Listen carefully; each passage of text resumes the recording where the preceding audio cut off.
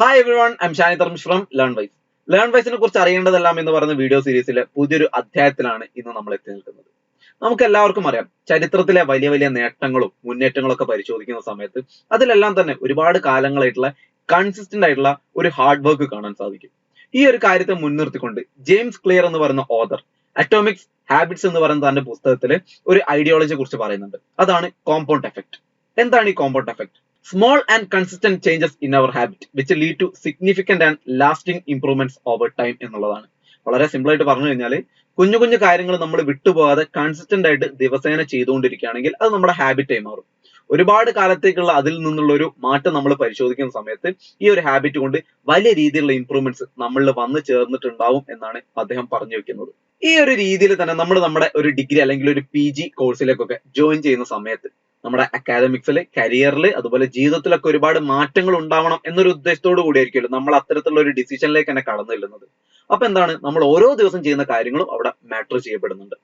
ഈ ഒരു രീതിയിലാണ് ലേൺവൈസിന്റെ സ്റ്റുഡൻസിനെ അഡ്രസ് ചെയ്യുന്നതും പ്രോത്സാഹിപ്പിക്കുന്നതും. സോ ഇതിന്റെ ഭാഗമായിട്ട് മെന്റർഷിപ്പ് പാക്കേജ് എടുത്ത ലേൺവൈസിന്റെ ലേണേഴ്സിന് അവരുടെ ഒരു ഡെയിലി അപ്ഡേറ്റ്, അതായത് ഡെയിലി അവർ എന്തൊക്കെ പഠിച്ചു, എന്തൊക്കെ കാര്യങ്ങളിലൂടെ കടന്നുപോയി, എന്തൊക്കെ ഫീൽ ചെയ്തു തുടങ്ങിയ കാര്യങ്ങൾ ഒരു അപ്ഡേറ്റ് ആയിട്ട് ഒരു ഡെയിലി ബേസിസിൽ അവരുടെ മെന്റർക്ക് സബ്മിറ്റ് ചെയ്യേണ്ടതായിട്ടുണ്ട്. ഇതിലൂടെ നമ്മുടെ ഓരോ ലേണർക്കും ദിവസം എന്തൊക്കെ കാര്യങ്ങളാണ് സംഭവിക്കുന്നത്, പഠനവുമായി ബന്ധപ്പെട്ട് എന്തൊക്കെ കാര്യങ്ങളോട് അവർ കടന്നു പോകുന്നു എന്നതിനെ കൃത്യമായിട്ട് രേഖപ്പെടുത്താൻ സാധിക്കും. ഇതിലൂടെ മെന്റർക്ക് കൂടുതൽ തന്റെ ലേണറെ കുറിച്ച് പഠിക്കാനും അദ്ദേഹത്തിന് എന്തൊക്കെ ആവശ്യമുണ്ട് എന്ന് കൃത്യമായിട്ട് വിലയിരുത്താനും സാധിക്കും. സോ നമ്മൾ ഇന്ന് ഡിസ്കസ് ചെയ്യാൻ പോകുന്ന നമ്മുടെ ടോപ്പിക് മറ്റൊന്നുമല്ല, മൈ ലേൺവൈസ് ഡേ. അപ്പൊ ബേസിക്കലി മനസ്സിലാക്കുക, മെന്റർഷിപ്പ് എന്ന് പറയുന്ന ലേൺവൈസിന്റെ ഫീച്ചറിൽ പെടുന്ന ഒരു പ്രോസസ് ആണ് സത്യത്തിൽ ഈ മൈ ലേൺവൈസ് ഡേ എന്ന് പറയുന്നത്. അപ്പൊ എന്താണ് മൈ ലേൺവൈസ് ഡേ ഇനീഷ്യേറ്റീവ് എന്നുള്ളതിലേക്ക് കടക്കുന്നതിന് മുൻപായിട്ട് ആദ്യം തന്നെ പറയുന്ന ഒരു കാര്യമാണ്, നിങ്ങൾ മെന്റർഷിപ്പ് പാക്കേജ് എടുത്തൊരു ലേണർ ആണെങ്കിൽ നിർബന്ധമായിട്ടും ഫോളോ ചെയ്യേണ്ട ഒരു പ്രോസസ് ആണ് ഇത് എന്നുള്ളതാണ്. ഫോർ എക്സാമ്പിൾ, നിങ്ങൾ ഡെയിലി പഠിക്കുന്ന കാര്യങ്ങളാണ് നിങ്ങളുടെ ഓരോ ആഴ്ചയിലും പ്രോഗ്രസിനെയും റിസൾട്ടിനെയും നിർണ്ണയിക്കുന്നത്.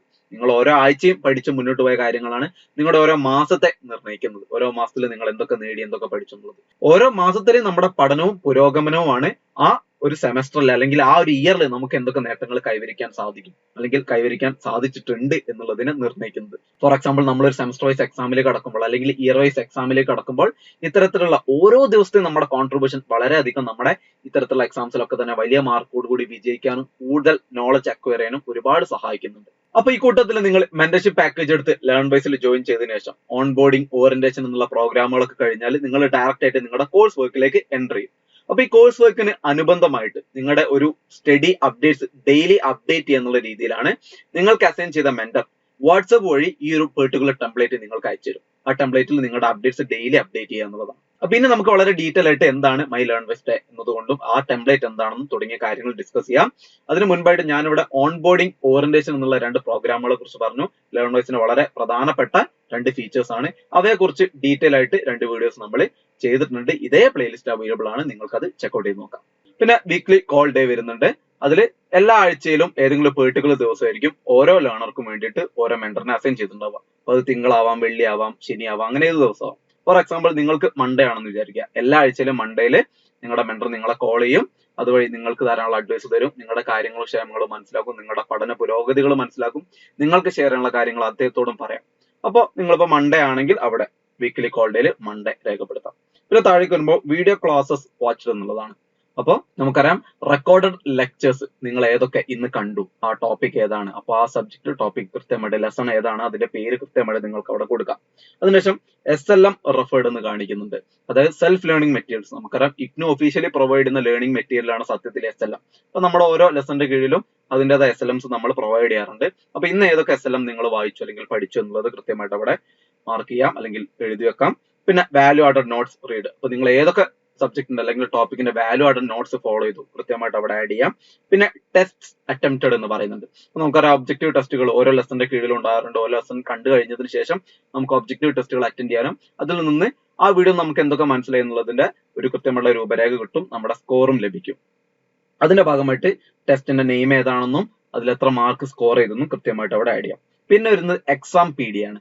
അതായത് ഓരോ ടോപ്പിക്കിലും നിങ്ങൾ ഏതൊക്കെ എക്സാം PD അറ്റൻഡ് ചെയ്തു, എന്തൊക്കെ അതിൽ റെഫർ ചെയ്തു തുടങ്ങിയ കാര്യങ്ങൾ നോക്കാം. പിന്നെ വരുന്നത് റിവിഷൻ സെഷൻ അറ്റൻഡഡ് എന്നുള്ളതാണ്. ബ്രാക്കറ്റിൽ ലൈവ് എന്ന് കാണാം. ഇതിൽ പറയുന്നത് മറ്റൊന്നുമല്ല, നമുക്കറിയാം ഓരോ ബ്ലോക്ക് നമ്മൾ പഠിച്ചു കഴിയുമ്പോൾ ആ ബ്ലോക്കുമായിട്ട് ബന്ധപ്പെട്ടുകൊണ്ട് നമുക്ക് സൂം മീറ്റിംഗ് മറ്റു വഴിയോ ക്ലാസ്സുകൾ ലൈവ് ക്ലാസ്സുകൾ നടത്തപ്പെടാറുണ്ട്. ഞാൻ പറയുന്നത് മെന്റർഷിപ്പ് എടുത്ത സ്റ്റുഡൻസിന്റെ കാര്യമാണ്. അപ്പൊ ഈ ലൈവ് ക്ലാസ്സുകൾ നിങ്ങൾക്ക് അറ്റൻഡ് ചെയ്യാം. അത് ഏതൊക്കെ ക്ലാസ് ആണ് അറ്റൻഡ് ചെയ്തത്, ഏത് കോഴ്സിന്റെ ആണ് അറ്റൻഡ് ചെയ്തത് തുടങ്ങിയ കാര്യങ്ങൾ അവിടെ ആഡ് ചെയ്യാം. അതുപോലെ റിവിഷൻ സെഷൻ അറ്റൻഡഡ് റെക്കോർഡഡ് എന്ന് ബ്രാക്കറ്റ് കൊടുത്തിട്ടുണ്ട്. എന്തെങ്കിലും കാരണങ്ങൾ കൊണ്ട് നിങ്ങൾക്ക് ലൈവ് സെഷൻസ് അറ്റൻഡ് ചെയ്യാൻ സാധിച്ചില്ല എന്ന് വിചാരിക്കുക. ഞാൻ പറഞ്ഞത് ഒരു സൂം മീറ്റിംഗ് മറ്റും വഴിയൊക്കെ ആയിരിക്കും നടത്തപ്പെടുക. അത് അപ്പൊ തന്നെ അത് റെക്കോർഡ് ചെയ്യുന്നുണ്ട്. അപ്പൊ നിങ്ങൾക്ക് എന്തെങ്കിലും കാരണം കൊണ്ട് അറ്റൻഡ് ചെയ്യാൻ പറ്റാത്ത സാഹചര്യത്തിൽ പിറ്റേന്ന് ആപ്പിലേക്ക് ഇതിന്റെ റെക്കോർഡഡ് വേർഷൻ ആഡ് ചെയ്തിട്ടുണ്ടാവും. അപ്പൊ ആ റെക്കോർഡഡ് വേർഷൻ ഇന്ന് ഏതൊക്കെ നിങ്ങൾ കണ്ടു തുടങ്ങിയ കാര്യങ്ങൾ അവിടെ ആഡ് ചെയ്യാൻ സാധിക്കും. പിന്നീട് വരുന്നതാണ് അസൈൻമെന്റ് സ്റ്റേറ്റസ് എന്ന് പറയുന്നത്. അപ്പൊ നമുക്കറിയാം അസൈൻമെന്റിന് 30% വെയിറ്റേജ് ഉണ്ട്, ടേം ആൻഡ് എക്സാമിനേഷന് 70% വെയിറ്റേജ് ആണ് വരുന്നത്. അപ്പൊ അസൈൻമെന്റ്സ് ഒക്കെ സബ്മിറ്റ് ചെയ്യേണ്ട ഒരു സീസൺ ആണെങ്കിൽ വളരെ ഇമ്പോർട്ടന്റ് ആണ് അസൈൻമെന്റ് എന്ന് ഞാൻ ആദ്യമേ പറഞ്ഞു. അപ്പോൾ നമ്മൾ ഏതൊക്കെ അസൈൻമെന്റ്സ് ഇനി സ്റ്റാർട്ട് ചെയ്യാനുണ്ട്, ഏതൊക്കെ സ്റ്റാർട്ട് ചെയ്തു, ഏതൊക്കെ കംപ്ലീറ്റ് ചെയ്തു തുടങ്ങിയ അപ്ഡേറ്റുകൾ കൊടുക്കാം. അതുപോലെ കറന്റ് റൈറ്റിംഗ് എന്ന് പറയുന്നുണ്ട്. അപ്പൊ നിങ്ങളിപ്പോ നിലവിൽ എഴുതിക്കൊണ്ടിരിക്കുന്ന അസൈൻമെന്റ് ഏതാണ്, അതിന്റെ ടോപ്പിക് എന്താണ്, അതിന്റെ പ്രോഗ്രസ് ഏത് ലെവലിൽ എത്തി, അതിന്റെ ഒരു അപ്ഡേറ്റ് എന്താണ് തുടങ്ങിയ കാര്യങ്ങളും നിങ്ങൾക്ക് അവിടെ ആഡ് ചെയ്യാൻ സാധിക്കും. പിന്നീട് വരുന്നു അഡീഷണൽ എന്നുള്ളതാണ്. അതിൽ ബ്രാക്കറ്റിൽ സ്കിൽസ്, കരിയർ, ഡ്രീം എന്നുള്ള കാര്യങ്ങളൊക്കെ പറയുന്നുണ്ട്. നമുക്കറിയാം നമ്മളൊരു ഡിഗ്രി അല്ലെങ്കിൽ PG എടുക്കുമ്പോൾ ജസ്റ്റ് അതിൽ ആ ഒരു കോഴ്സിൽ സർട്ടിഫൈഡ് ആവുക എന്നതിന് ഉപരി നമുക്ക് നമ്മുടെ കരിയറിൽ നേട്ടങ്ങൾ വേണ്ടി വരും. നമുക്ക് ഒരുപാട് സ്വപ്നങ്ങൾ നേടിയെടുക്കാൻ അത് ആവശ്യമുണ്ടാവും. അല്ലെങ്കിൽ നമുക്ക് ഒരുപാട് സ്കിൽസ് നേടിയെടുക്കാനായിരിക്കും നമ്മൾ ചിലപ്പോൾ ഇതൊക്കെ പഠിക്കുന്നത്. നമ്മൾ ഒരുപാട് കാരണങ്ങളുണ്ട്. ഉറപ്പായിട്ടും നമ്മൾ പാസ് ആവണം. അതിന് പുറമെയുള്ള കാര്യങ്ങളാണ് പറയുന്നത്. ഒരു എക്സാമ്പിൾ പറയുകയാണെങ്കിൽ നിങ്ങൾ സൈക്കോളജി പഠിക്കുന്ന ഒരു സ്റ്റുഡന്റ് ആണ്. അപ്പൊ നിങ്ങൾ കോഴ്സ് അല്ലെങ്കിൽ പഠിക്കുന്ന മെറ്റീരിയൽസ് ഒക്കെ ഫോളോ ചെയ്യുന്നുണ്ട്. അതിന് പുറമെ നിങ്ങളുടെ നാട്ടിൽ സൈക്കോളജിയുമായി ബന്ധപ്പെട്ട ഒരു വർക്ക്ഷോപ്പ് നടത്തപ്പെടുകയാണ്. നിങ്ങൾ അത് അറ്റൻഡ് ചെയ്തു. അപ്പൊ അത് നിങ്ങളുടെ ഒരു അച്ചീവ്മെന്റ് അല്ലെങ്കിൽ ഒരു നേട്ടമല്ല, അല്ലെങ്കിൽ നിങ്ങളുടെ പഠനവുമായിട്ട് ബന്ധപ്പെട്ട് നിൽക്കുന്ന ഒരു കാര്യമല്ലേ, അങ്ങനെയുള്ള എക്സ്ട്രാ കാര്യങ്ങൾ ഇവിടെ ആഡ് ചെയ്യാം. അതും അല്ലെങ്കിൽ എന്താണ്, ഇപ്പൊ നിങ്ങളുടെ ഒരു ഇംഗ്ലീഷ് പഠിക്കണം, അതിന്റെ സ്റ്റോറിയുമായിട്ട് ബന്ധപ്പെട്ട് അല്ലെങ്കിൽ ആ ഒരു സബ്ജക്റ്റുമായി ബന്ധപ്പെട്ട ഒരു ഡോക്യുമെന്ററി കാണാനിടയായി, അല്ലെങ്കിൽ എന്തെങ്കിലും ഒരു ആർട്ടിക്കിൾ വായിക്കാനിടയായി, അത്തരത്തിലുള്ള നേട്ടങ്ങൾ ഇവിടെ ആഡ് ചെയ്യാം. അല്ലെങ്കിൽ നിങ്ങൾ സ്വന്തമായിട്ട് ഒരു ആർട്ടിക്കിൾ എഴുതി അത് പബ്ലിഷ് ചെയ്തു, അത്തരത്തിലുള്ള കാര്യങ്ങളൊക്കെ തന്നെ ഇവിടെ ആഡ് ചെയ്യാനുള്ള ഒരു ഓപ്ഷൻ. അതാണ് പ്രധാനമായിട്ടും ഈ അഡീഷണൽ എന്ന് പറയുന്ന ഈ ഓപ്ഷൻ കൊണ്ട് അല്ലെങ്കിൽ ഒരു ഏരിയ കൊണ്ട് ഉദ്ദേശിക്കുന്നത്. പിന്നെ വരുന്നത് current weeks status and task എന്നുള്ളതാണ്. അതായത് നമുക്ക് ഓരോ വീക്കിലും നമുക്കായിട്ട് ചിലപ്പോൾ മെന്റർ നമുക്ക് ഓരോ ടാസ്കുകൾ അസൈൻ ചെയ്തിട്ടുണ്ടാവും, അല്ലെങ്കിൽ നമ്മൾ ഓൾറെഡി ഒരു ടാസ്ക് ഏറ്റെടുത്തിട്ടുണ്ടാവും. അപ്പൊ ഓരോ വീക്കിലും നമുക്ക് അതിലുള്ള ഒരു പ്രോഗ്രസ് എന്താണ് തുടങ്ങിയ കാര്യങ്ങൾ അവിടെ ആഡ് ചെയ്യാൻ സാധിക്കും. ഓക്കെ, ഇത്രയും കാര്യങ്ങളാണ് അവിടെ പ്രധാനമായിട്ടും വരുന്നത്. അപ്പൊ അതിൽ ടാസ്ക് ഏതാണെന്നുള്ളത് അതിന്റെ പേര് കൊടുക്കാം, അതുപോലെ തന്നെ സ്റ്റേറ്റസ് എന്താണെന്നുള്ളതും കൊടുക്കാം. അടുത്തതാണ് ജനറൽ റിമാർക്സ് എന്ന് പറയുന്നത്. അപ്പൊ നിങ്ങൾക്ക് പൊതുവെ ആ ഒരു ദിവസം എന്തൊക്കെ നിങ്ങളിൽ സംഭവിച്ചു, അല്ലെങ്കിൽ എങ്ങനെയാണ് നിങ്ങൾക്ക് അത് ഉപകാരപ്പെട്ടത്, അല്ലെങ്കിൽ നിങ്ങൾക്ക് ആ ദിവസം എങ്ങനെ ഫീൽ ചെയ്തു തുടങ്ങിയ കാര്യങ്ങളൊക്കെ തന്നെ നിങ്ങൾക്ക് വളരെ ഡിസ്ക്രിപ്റ്റീവ് ആയിട്ട് ഒരു ജേർണലിംഗ് ഒക്കെ പോലെ നിങ്ങൾക്ക് അവിടെ എഴുതി അയക്കാവുന്നതാണ്. നിങ്ങൾക്ക് കംഫർട്ടബിൾ ആയിട്ടുള്ള ഒരു ലാംഗ്വേജ് ചൂസ് ചെയ്യാം. അത് ഇംഗ്ലീഷ് ആയിക്കോട്ടെ, മലയാളം ആയിക്കോട്ടെ, മംഗ്ലീഷ് ആയിക്കോട്ടെ, നിങ്ങൾക്ക് വളരെ ഡിസ്ക്രിപ്റ്റീവ് ആയിട്ട് അവിടെ ടൈപ്പ് ചെയ്ത് അയക്കാൻ സാധിക്കും. അപ്പൊ ഈ ഒരു ജനറൽ റിമാർക്സിൽ എനിക്ക് പറയാനുള്ളത് മറ്റൊന്നുമല്ല, ഇപ്പൊ നമുക്ക് ഡെയിലി ഇതിപ്പോ ഇത്രയും ഡിസ്ക്രിപ്റ്റീവ് ആയിട്ട് ടൈപ്പ് ചെയ്ത് അയക്കാൻ ബുദ്ധിമുട്ടുണ്ടാവും. ആ ഒരു സാഹചര്യത്തിൽ നിങ്ങൾക്ക് വേണമെങ്കിൽ ആ ഒരു ഭാഗം മാത്രം വോയിസ് നോട്ട് ആയിട്ടും മെന്റർക്ക് അയച്ചു കൊടുക്കാൻ സാധിക്കും. സോ മാക്സിമം റെഗുലർ ആയിട്ട് തന്നെ നിങ്ങൾ ഈ പ്രാക്ടീസ് തുടരുക. അപ്പൊ ഇതിലൂടെ നിങ്ങളുടെ പ്രോഗ്രസും ആക്ടിവിറ്റീസും ഒക്കെ കൃത്യമായിട്ട് ട്രാക്ക് ചെയ്യാൻ മെന്റർക്ക് സാധിക്കും. അപ്പൊ ഞാൻ പറഞ്ഞു തിങ്കളാഴ്ചയാണ് അദ്ദേഹം നിങ്ങളെ എല്ലാ ആഴ്ചയിലും തിങ്കളാഴ്ചയാണ് വിളിക്കുന്നതെങ്കിൽ നിങ്ങളുടെ ചൊവ്വാഴ്ച മുതൽ അടുത്ത തിങ്കളാഴ്ച വരെയുള്ള നിങ്ങളുടെ പ്രോഗ്രസ് മുഴുവനായിട്ടും അദ്ദേഹത്തിന് വാട്സപ്പ് വഴി ലഭിച്ചുകൊണ്ടിരിക്കുകയാണ്.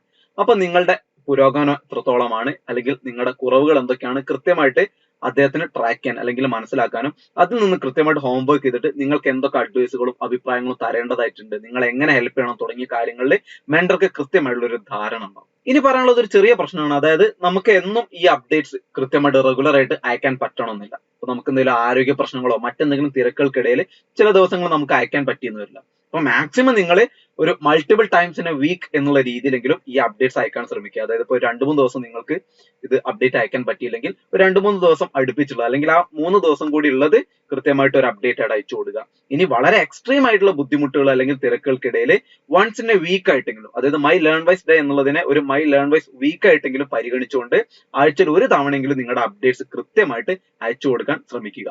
ചുരുക്കി പറഞ്ഞു കഴിഞ്ഞാൽ പഠനകാലത്തെ നമ്മുടെ ഓരോ ദിനവും യൂട്ടിലൈസ് ചെയ്യപ്പെടുന്നുണ്ടോ ഇല്ല എന്നുള്ളത് കൃത്യമായിട്ട് ഉറപ്പുവരുത്തുക എന്നുള്ളതാണ് ഈ ഒരു ഇനീഷ്യേറ്റീവ് കൊണ്ട് ഉദ്ദേശിക്കുന്നത്. അതുകൊണ്ട് തന്നെ നമ്മൾ ദിവസേന പ്രോഗ്രസ് വന്നുകൊണ്ടേയിരിക്കണം. ആദ്യ ദിനത്തിൽ ഒരു ലെവൽ ആവരുത് രണ്ടാം ദിനത്തിലേക്ക് വരുമ്പോൾ, ആദ്യ വീക്കിൽ ഒരു ലെവൽ ആവരുത് രണ്ടാം വീക്കിലേക്ക് വരുമ്പോൾ, ആദ്യ മാസത്തിൽ ഒരു ലെവൽ ആവരുത് രണ്ടാം മാസത്തിലേക്ക് വരുമ്പോൾ. ഇത്തരത്തിൽ നമ്മൾ നമ്മളെ തന്നെ തേച്ച് മിനുക്കി മുന്നോട്ട് കൊണ്ടുപോകണം.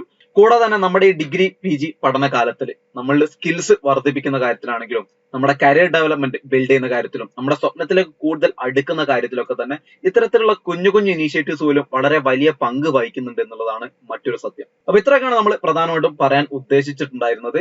മെന്റർഷിപ്പിന്റെ ഭാഗമായുള്ള വളരെ ചെറിയൊരു പ്രോസസ്സ് മാത്രമാണ് സത്യത്തിൽ മൈ ലേൺവൈസ് ഡേ എന്ന് പറയുന്നത്. മെന്റർഷിപ്പിനെ കുറിച്ച് വളരെ ഡീറ്റെയിൽ ആയിട്ട് അറിയണമെങ്കിൽ ചാനലിൽ നമ്മൾ വീഡിയോ ചെയ്തിട്ടുണ്ട്. ഇതേ പ്ലേലിസ്റ്റിൽ അവൈലബിൾ ആണ്, നിങ്ങൾക്ക് ചെക്കൗട്ട് ചെയ്ത് നോക്കാം. അപ്പൊ ലേൺവൈസിനെ കുറിച്ച് അറിയേണ്ടതെല്ലാം എന്ന് പറഞ്ഞ വീഡിയോ സീരീസിൽ പുതിയൊരു വീഡിയോ ആയിട്ട് നമുക്ക് ഉടൻ തന്നെ വീണ്ടും കാണാം. അതുവരേക്കും ഗുഡ് ബൈ.